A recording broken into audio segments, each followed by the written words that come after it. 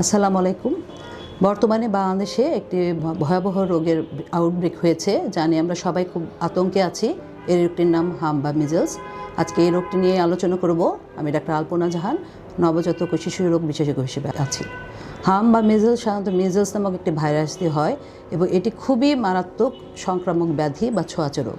সাধারণত হাঁচি কাশির মাধ্যমে এই রোগটি ছড়িয়ে থাকে।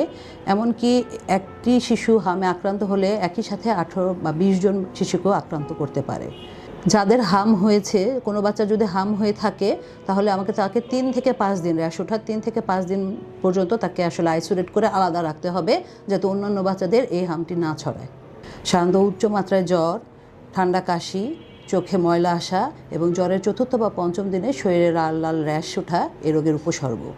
এই রোগের উপসর্গ দেখা দিলে আপনি আপনার সন্তানটিকে সাথে সাথে চিকিৎসকের শরণাপন্ন হবেন এবং চিকিৎসা নেবেন। এই রোগের চিকিৎসা হিসেবে সাধারণত আমরা বাচ্চাটিকে প্রচুর পরিমাণ তরল জাতীয় খাবার দিতে বলি, যাতে বাচ্চার ডিহাইড্রেশন না হয়, এবং সাথে সাথে তাকে আমরা চিকিৎসকের পরামর্শ নিয়ে তাকে জ্বরের ওষুধ এবং অ্যান্টিবায়োটিক দিয়ে থাকি। এবং অবশ্যই তাকে আমরা পরপর 2 দিন তার বয়স অনুযায়ী উপযুক্ত পরিমাণে ভিটামিন এ ক্যাপসুল খাইয়ে থাকি। এই ক্যাপসুল দিলেই যে হাম প্রতিরোধ করা যাবে তা না, এটা কিছু উপসর্গকে আমরা সিভিয়ারিটি কমিয়ে আনতে পারি।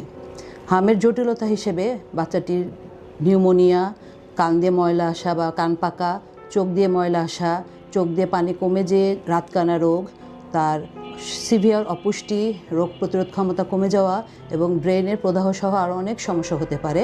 আপনার বাচ্চার এই ধরনের কোনো সমস্যা দেখা দিলে সাথে সাথে হাসপাতালে নিয়ে যাবেন। কেন এই রোগটি এখন এত আউটব্রেক হয়েছে? 2025 সালের সর্বশেষ ডাটা অনুযায়ী দেখা গেছে হামের শিশুরা মাত্র 87% দ্বিতীয় ডোজ নিয়েছে। সাধারণত ইপিআই ভ্যাকসিনেশন শিডিউল অনুযায়ী আমরা হামের টিকা এবং রুবেলার টিকা 9 মাস বয়স এবং 15 মাস বয়সে দিয়ে থাকি। যেহেতু সেই প্রোটেকশনটি কমে গেছে এবং অ্যান্টিবডির যে প্রোডাকশন হচ্ছে সেটা আমাদের মনে হচ্ছে কমে গেছে, এই রোগের প্রাদুর্ভাব দেখা দিয়েছে। বাংলাদেশ সরকার 5 এপ্রিল রবিবার থেকে হামের ক্যাম্পেইন শুরু করেছে। 6 মাস থেকে 5 বছর বয়সী সকল বাচ্চাকে এই হামের টিকা দিতে হবে। তাহলে কারা কারা হামের টিকা পাবে? সুস্থ বাচ্চা, সব সুস্থ বাচ্চা যারা এর আগে কখনোই টিকা পায়নি, যারা 1 ডোজ পেয়েছে বা 2 ডোজ পেয়েছে, এ সব বাচ্চাদেরই হামের 1 ডোজ করে এই ক্যাম্পেইনের টিকা দিতে হবে। কোনো বাচ্চা যদি 9 মাস বয়সে একটা টিকা পেয়ে থাকে, সে তার ইপিআই শিডিউলে 30 দিন ক্রস করলেই এই ক্যাম্পেইনের টিকা পাবে।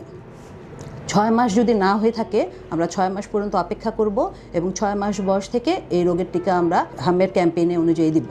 আমার বাচ্চা একটা টিকা পেয়েছে, আর টিকা দিব কি না, সরকারি শিডিউল অনুযায়ী, ইপিআই শিডিউল অনুযায়ী যদি সে একটা টিকা পেয়ে থাকে, আমরা 30 দিন বা 28 দিন অপেক্ষা করে এই ক্যাম্পেইনে যখন ডেট আসবে আমরা টিকা দিয়ে নিব। যদি আমার বাচ্চা 2টা টিকা পেয়ে থাকে, সে কি আর টিকা পাবে? অবশ্যই এই মিজলস ভ্যাকসিনেশন ক্যাম্পেইনে সে টিকা পাবে। আমার বাচ্চা বুস্টার ডোজ পেয়েছে, সে কি আর টিকা পাবে? যদি সে MMR 3.5 বছরে পেয়ে থাকে, তাহলে বলা হয়ে থাকে টিকা দেওয়ার খুব বেশি প্রয়োজনীয়তা নেই। আপনার বাচ্চা যদি অসুস্থ হয়, যদি এই টাইমে তার হাম হয়ে থাকে, তাহলে আমরা তাকে চিকিৎসা দেব, সেবা দেব এবং হাম ভালো হয়ে যাওয়ার 30 দিন পরে তাকে আমরা টিকা দিব। অপুষ্টিহীন বাচ্চা এবং যাদের ইমিউনো কম্প্রোমাইজ, তাদেরকেও ভ্যাকসিন দিতে হবে, যেহেতু এদের জটিলতা হওয়ার সম্ভাবনা অনেক বেশি থাকে। সেজন্য তাদের আমরা বিশেষ সেবা দিব এবং টিকাগুলো দিয়ে দিব। আপনার বাচ্চাকে হাম নিয়ে অবশ্যই টিকা দিবেন। হাম নিয়ে কোনো ভয় পাবেন না, হামের টিকা নিয়ে আতঙ্ক ছড়াবেন না। যথাযথ সময় অনুযায়ী সরকারি টিকাগুলো দেন, আপনার বাচ্চাকে সুস্থ রাখুন।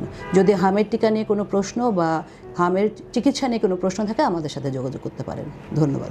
আপনাদের স্বাস্থ্য বিষয়ে সচেতন করার জন্যই আমাদের এই আয়োজন। তাই প্রতিনিয়ত স্বাস্থ্য বিষয়ে বিভিন্ন টিপস পেতে আমাদের চ্যানেলটি সাবস্ক্রাইব করুন এবং বেশি বেশি লাইক ও শেয়ারের মাধ্যমে সবাইকে আমাদের সঙ্গে সংযুক্ত হবার সুযোগ করে দিন।